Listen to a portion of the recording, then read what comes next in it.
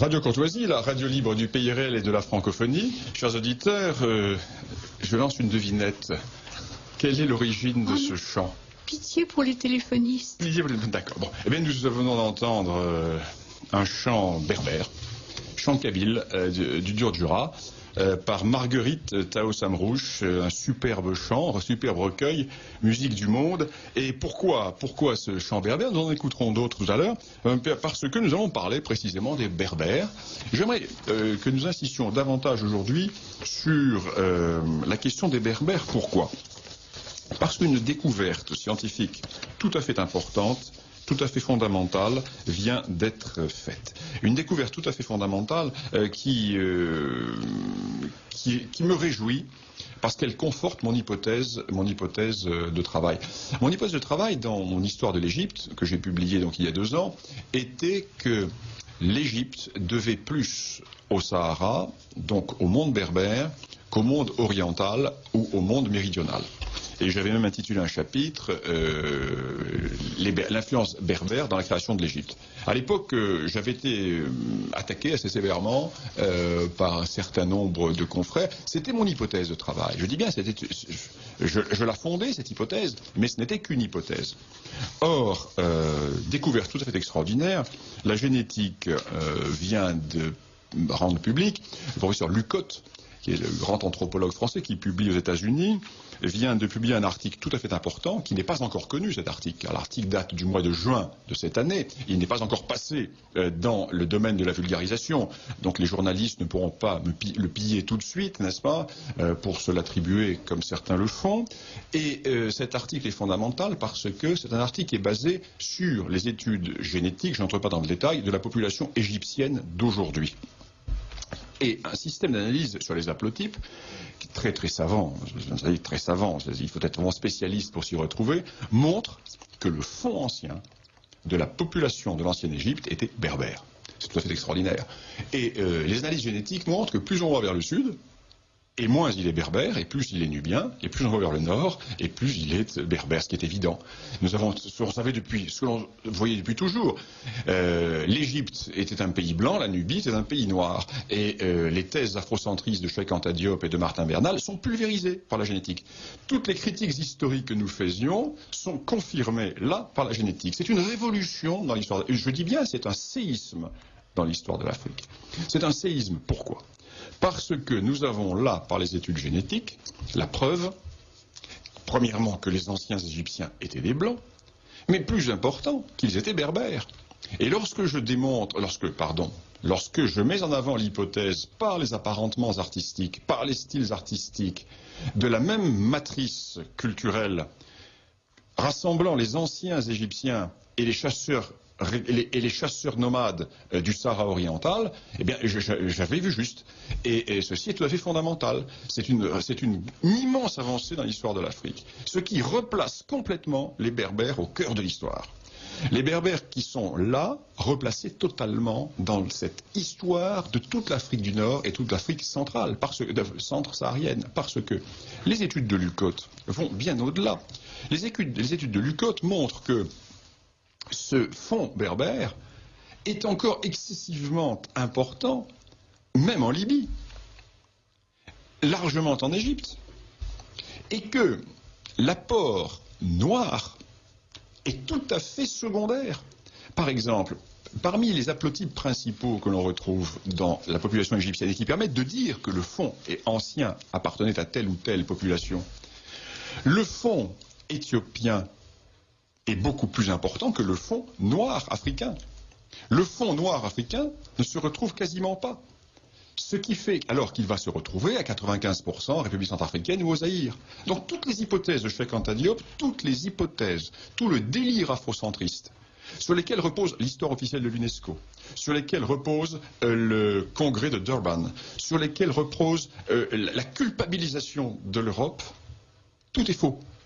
Tout est réduit à néant par la génétique. C'est extraordinaire. C'est une véritable révolution. Tout ce qui a été écrit en histoire africaine jusqu'à la publication de Lucotte du mois de juin dernier est à mettre au panier concernant les origines des populations actuelles de l'Afrique. C'est fondamental.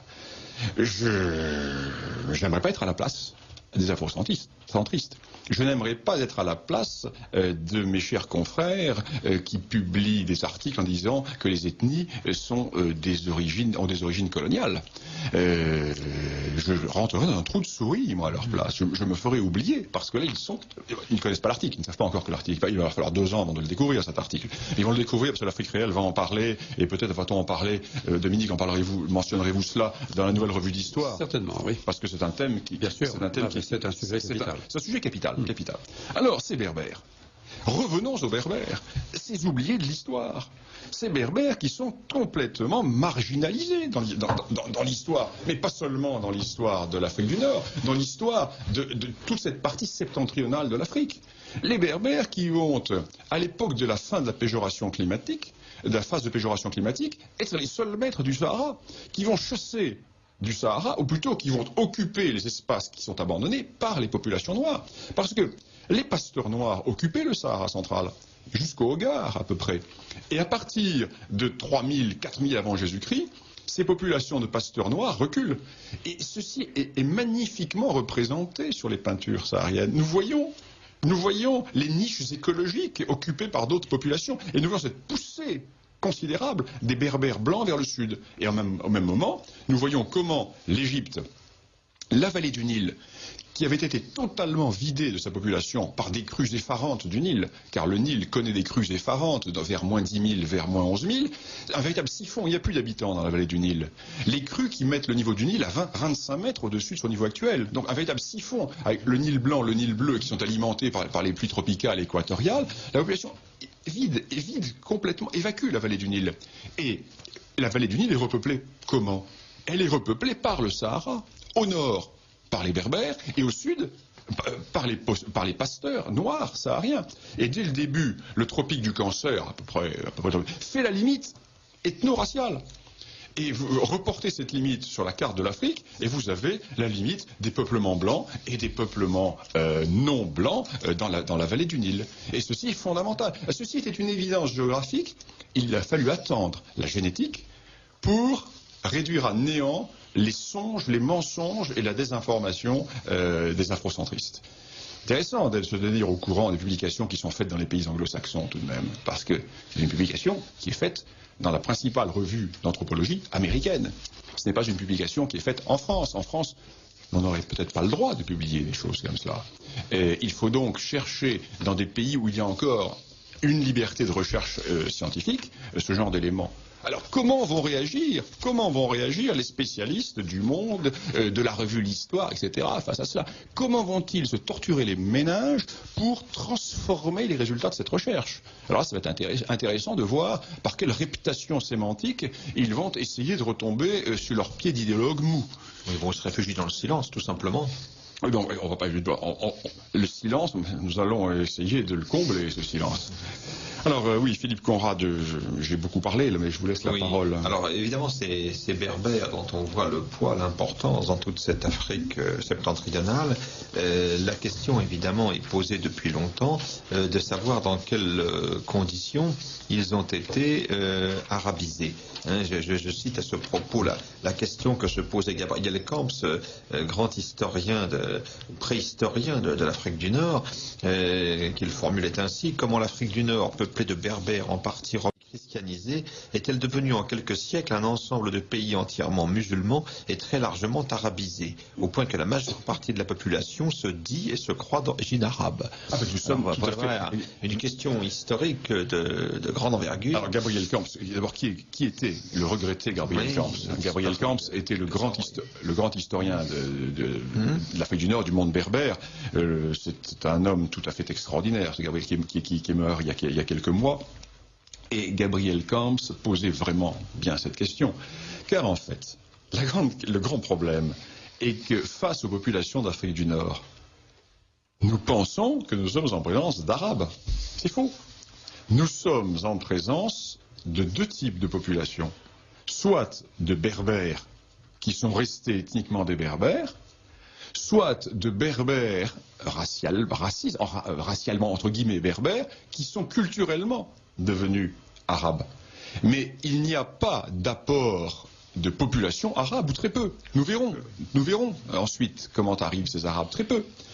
Et aujourd'hui, l'arabisation intellectuelle est telle que des familles qui sont morphotypiquement d'origine génétique berbère croient qu'elles sont d'origine arabe, car leurs ancêtres sont rentrés dans des kabilas arabes, et selon le principe cher aux populations d'Arabie, lorsque l'on entre dans une famille ou lorsque l'on entre dans une parenté ou parentèle, l'on adopte la généalogie. Donc c'est tout à fait de bonne foi que des gens qui sont en fait des berbères génétiques pensent qu'ils sont des Arabes en récitant leur généalogie qui les rattache à des grandes tribus arabes de la péninsule arabique. Parce que, comment s'est passé le problème, la question? Nous revenons à la conquête. La conquête de l'Afrique du Nord par les arabo-musulmans. Cette conquête a été rapide. Elle a été rapide, nous en connaissons les causes. Dislocation du monde romain, division de l'Église, les schismes, les hérésies. Dans la partie la plus orientale du Maghreb, la présence des Vandales, les Byzantins qui sont détestés par les Berbères, les Berbères des villes qui sont opposés aux Berbères des campagnes. Donc un monde totalement désuni, et face à ce monde désuni, l'envahisseur, qui lui est porteur d'une religion neuve et excessivement dynamique, va rentrer très facilement. Mais attention, la conquête ne va pas se faire très facilement. Il va y avoir des résistances. Les Berbères vont résister. D'abord, les Byzantins vont résister. Mal. Parce que les Byzantins sont enfermés dans les villes, avec des belles murailles, de belles fortifications, mais ils commettent chaque fois l'erreur de sortir avec leur infanterie en plaine, et ils sont taillés en pièces par les cavaliers venus d'Orient, qui ne sont déjà plus des cavaliers uniquement arabes. La majorité est composée d'Égyptiens, car les Arabes sont déjà minoritaires dans les troupes d'invasion. Donc l'invasion est déjà une invasion qui n'est pas complètement arabe. Les Byzantins se font tailler en pièces, ils vont essayer de revenir, ils reprennent Carthage après l'avoir perdu, etc. Les Berbères eux-mêmes, certains Berbères vont résister. Il est intéressant de voir que vont résister les Berbères qui sont christianisés et qui sont relativement romanisés.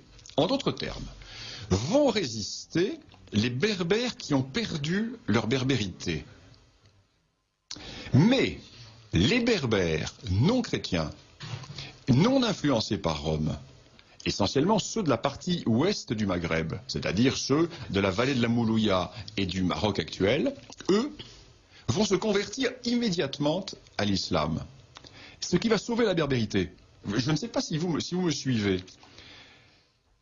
Les Berbères romanisés et chrétiens vont lutter farouchement, et quand ils seront vaincus, ils se convertiront à l'islam et ils perdront le souvenir de leur berbérité, ils deviendront arabes culturellement, et ils vont se fondre dans le monde civilisationnel arabe, tandis que les Berbères, qui eux étaient restés païens, vont accepter l'islam, et la rapidité de la conversion va sauver la berbérité. Et nous avons aujourd'hui la carte des ensembles berbères qui sont restés homogènes et qui